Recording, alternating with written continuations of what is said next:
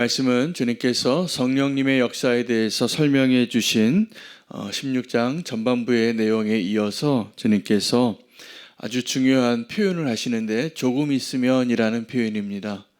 이 말을 제자들은 이해하지 못하고 있었고 어쩌면 지금도 우리는 그 말을 잘 이해하지 못합니다. 오늘 할 수만 있다면 이 조금 있으면이라는 주님의 이 표현을 함께 나누고 잘 설명해서 우리가 정말 믿음으로 살기를 원하고 믿음으로 구하는 자가 되기를 원합니다. 이것이 주님이 오늘 말씀을 통해서 저와 여러분에게 원하시는 것이라 생각이 되어집니다. 주님이 일하시는 방식이기 때문에 그렇습니다. 우리는 주님을 믿는다고 할 때 베드로처럼 큰 소리 치지만 사실은 조금 있으면 어떻게 되어질 일도 알지 못하고 지금 내 확신과 내 마음으로 그렇게 될 거라고 생각하지만 우리에겐 그런 능력이 없습니다. 조금 있으면 이 말은 우리가 어떻게 믿음 생활을 해야 하는지를 말씀해 주시는 겁니다. 믿음의 경주를 끝까지 완주하려면 일단 방향을 잘 정해야 되고 그 다음에는 한 걸음씩만 가면 됩니다. 이게 정말 주님께서 우리에게 원하시는 믿음의 여정입니다. 그렇지 않으면 우리는 중도 포기하거나 아니면 자기가 선줄로 생각했다가 쓰러지는 자가 되기 십상일 것입니다. 오늘 우리를 아시는 주님께서 우리를 어떻게 인도하시는지 또 어떻게 일하시는지를 보여주십니다. 이 조금 있으면이라는 표현에는 무엇을 의미하고 있냐면 예수 그리스도가 이 땅에서 행하실 아주 중요한 일을 앞두고 설명해 주시는 건데 너무 중요한 우리의 구속에 있어서 중요한 사건들이 포함되어져 있습니다. 우리 인생에서는 아주 작은 일들, 내일 일도 어떻게 될지 모르고 또 우리의 인생 가운데 내년에 또 5년 후에 10년 후에 어떤 일이 있을지 알지 못하지만 주님은 오늘도 그러한 저희들에게 뭐라고 하시냐 하면 조금만 가면 된다고, 조금 있으면 된다고 말씀하시는 겁니다. 지금도 이 대화를 주님과 제자들의 대화를 통하여서 알 수 있는 것은 제자들은 알지 못해요. 우리는 지금 알고 있기 때문에 제가 이걸 설명드릴 수 있어요. 주님이 뭐라고 지금 생각하고 말씀하신 건지. 조금 있으면 너희가 나를 보지 못하겠고 또 조금 있으면 나를 보리라. 이게 무엇을 의미하냐면 예수님의 구속사의 의미에서는 조금 있으면은 예수님이 십자가에 죽으실 것을 의미하는 거죠. 또 그 조금 있으면은 무엇을 의미하는 것이냐면 주님이 부활하실 것을 의미하는 것이죠. 그 조금 있으면 주님이 승천하실 것을 의미하는 것이죠. 또 조금 있으면 주님께서 성령님을 보내주실 것을 의미하는 것이 우리는 알잖아요. 지금 우리는 성경을 통해서 하나님의 나라가 어떻게 확장되어지고 주님이 어떻게 일하셨는가를 다 과거의 일들로 기록되어진 역사로 하나님이 예언하신 것을 성취하시는 일들로 우리는 보고 있지만 이때 예수님과 마주하여 대화하고 있던 제자들은 이해할 수 없었습니다. 그래서 질문합니다. 주님, 이거 어렵습니다. 이거 좀 설명해 달라고. 주님이 이렇게 말씀하세요. 조금 있으면 그 다음 17절부터입니다. 제자들이 수근거린 거죠. 조금 있으면 나를 보지 못하겠고 조금 있으면 나를 보리라. 이게 무슨 말입니까? 또 아버지께로 가미라 하신 말씀이 무슨 말씀입니까? 이 방향을 잘 정해야 됩니다.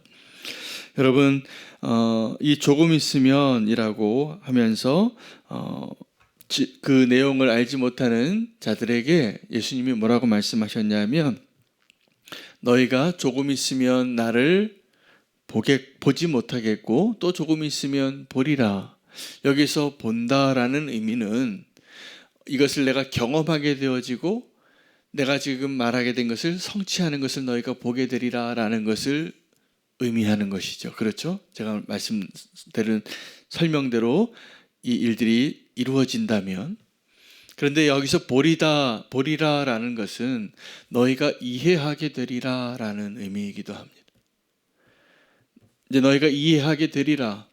지금은 너희가 이해하지 못하지만 조금 있으면 이해하게 되리라.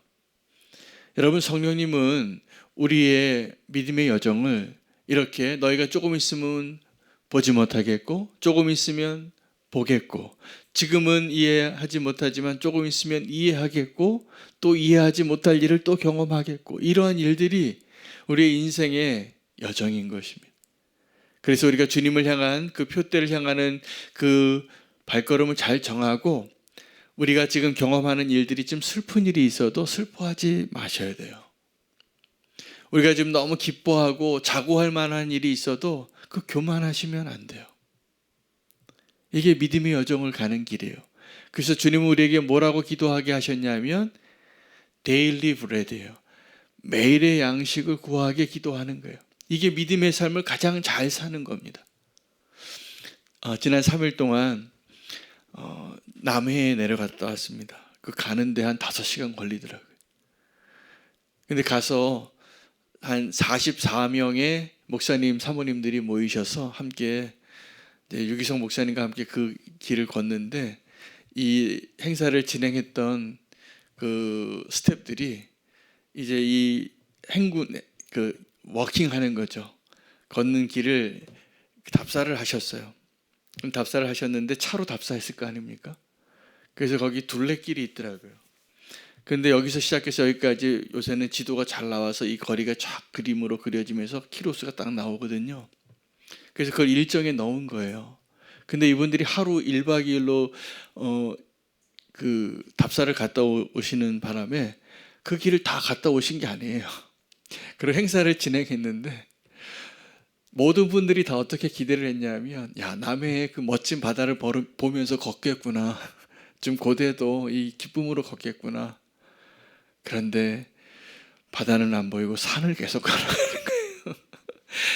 논밭이 있고 이 정말 어려운 길을 굽이굽이, 정말 운동도 잘 안 하시는 목사님 사모님들이 고생 엄청 하셨어요.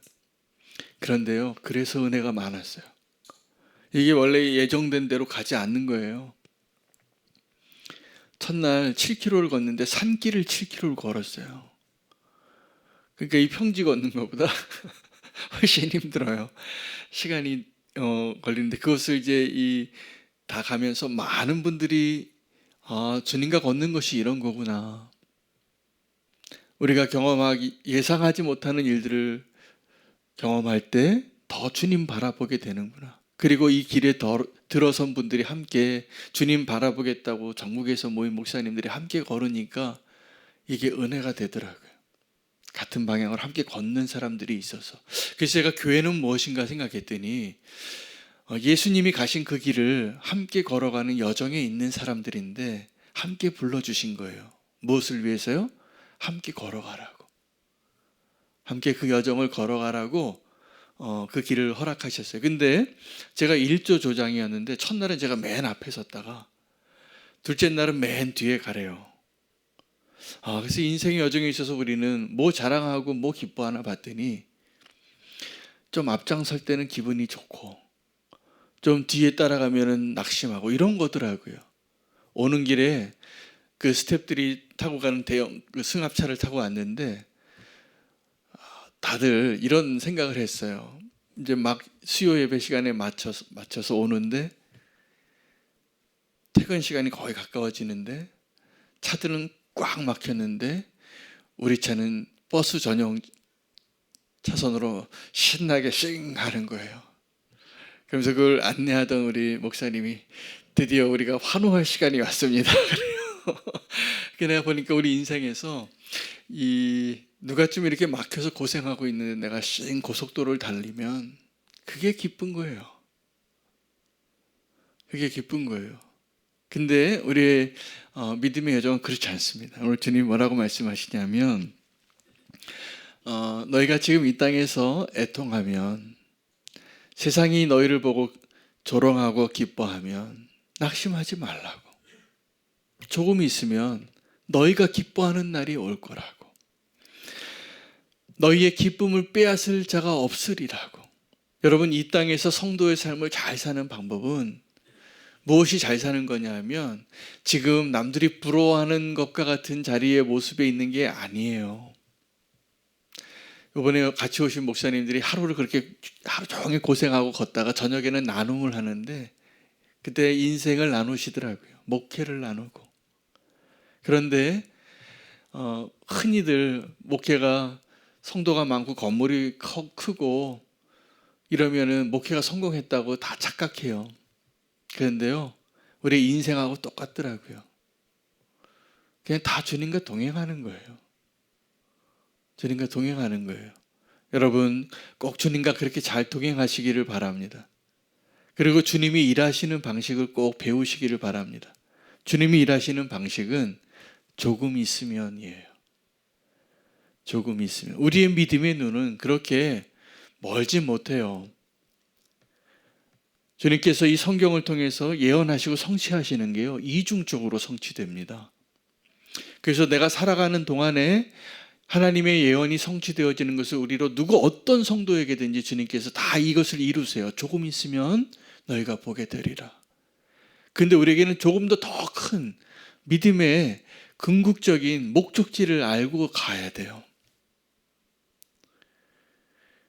예수 그리스도께서 승리하셨고 우리가 구원을 얻을 것이고 하나님의 나라가 완성될 것이에요. 근데 우리가 다 그 길을 걸어가면서 낙심도 하고 교만도 하는 거예요. 이게 똑같더라고요. 낙심하는 것과 교만하는 것. 이게 믿음이 없어서 그런 거예요. 믿음이 있으면 낙심하지 않아도 돼요. 오늘 뭐라고 말씀하시냐면 주님께서 너희가 지금은 곡하고 애통하겠으나 기뻐하리라. 그 기쁨을 빼앗기지 못하리라. 그것을 뭐라고 표현하냐면 여자가 해산할 때가 다가오면 고통이 올 것을 근심하겠죠. 저는 사실 그걸 이해할 수가 없어요. 그 얼마나 힘들까. 생명을 잉태하고 출산하는 것이 얼마나 어려운 일인가. 정말 어머니는 위대한 거예요. 그것을 다 하나님 경험하게 하신 것이죠. 근데 그 여인들이, 그 어머니들이 근심하죠. 그러나 아기를 낳는 기쁨이, 생명을 얻은 기쁨이 그 모든 것을 잊게 해준다는 거예요. 그 기쁨이. 그러니까 우리가 지금 이 땅에서 어떠한 고난과 어려움과 낙심될 일과 좌절될 일과 실패와 고통이 많아도 우리가 얻게 될 기쁨과 비교할 수 없는 거예요. 할렐루야. 그것을 믿으시기 바랍니다. 우리가 이 땅에서 그래서 이 땅에서는요, 우리가 고통이 많을수록 기쁨이 클 거예요. 함께 이번에 한 3일 동안 목사님들의 삶과 목회를 나누는데 만만한 분이 하나도 없어요. 다 목회에 고민이 있어요. 어려움이 있고. 근데 다 일구동성으로 같이 나누고 함께 고백했냐 하면 우리에게 허락하신 이 모든 것들이 다 정말 은혜다. 우리가 그 고난이 없었으면, 그 문제가 없었으면, 그 아픔이 없었으면 이렇게 주님 붙잡고 살았을까? 우리는 예상하지 못하는 험난한 길로 들어설 겁니다. 근데 그게 축복이에요. 그 순간에 주님만 붙잡게 하셨잖아요. 그 순간에 주님만 바라보게 하고. 제일 위태로운 분이 뭐냐면 이 땅에서 휘파람 불고 사는 사람들이에요. 주님 있기 딱 좋아요. 그때 감사하기 어려워요. 초심을 잃기가 참 쉬워요. 언제요? 내가 좀 잘 나갈 때. 내가 주님 없어도 살 수 있을 것 같을 때.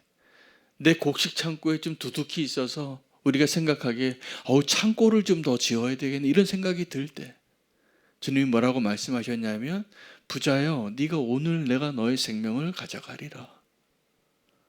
이 땅에서의 삶은 다 그런 겁니다. 좀 힘들어도 내 마음대로 좀 되지 않아도 지금이 감사한 겁니다. 우리를 불러주신 주님이 우리를 그렇게 인도하실 것입니다. 그래서 오늘 이야기에 오늘 본문의 16절의 결론은 오늘 본문의 결론은 뭐냐 하면 믿음으로 구하라요. 한번 보실까요? 24절입니다. 지금까지는 너희가 내 이름으로 아무것도 구하지 아니하였으나 구하라 그리하면 받으리니 너희 기쁨이 충만하리라. 자, 너희의 기쁨을 빼앗을 자가 없는데 이것이 어떤 것이냐면 우리가 지금 믿음으로 구하는 자가 될 때입니다. 여러분 기도하시죠? 오늘 뭘 기도하시겠습니까? 믿음으로 구하시기를 바랍니다. 그래서 오늘 조금 있으면 이 말씀은 우리의 믿음의 삶을 가이드해 주시는, 너희가 그렇게 살라. 여러분, 이게 믿음이에요. 믿음은 주님께서 우리를 인도하시고 함께 하셔서 조금 있으면 너희가 보겠고 조금 있으면 보지 못하겠고, 우리가 지금은 하루 앞을 알지 못합니다. 그러나 조금 있으면 보게 될 것을, 자, 여기서 보게 된다는 것이 무엇을 의미한다고요? 깨닫는 거예요. 그래서 그날에는 아무도 내게 묻지 않을 거라고. 다 보게 될 것이니까. 그래서 믿음은 뭐냐 하면 지금 내가 보이지 않는 것, 지금 내가 이해할 수 없는 것을 위해서 기도하는 거예요. 그것을 위해서 좋은 게 뭐냐 하면 우리가 DBS 할 때 세 번째 질문하는 거랑 똑같습니다. 결단하고 선포하는 겁니다.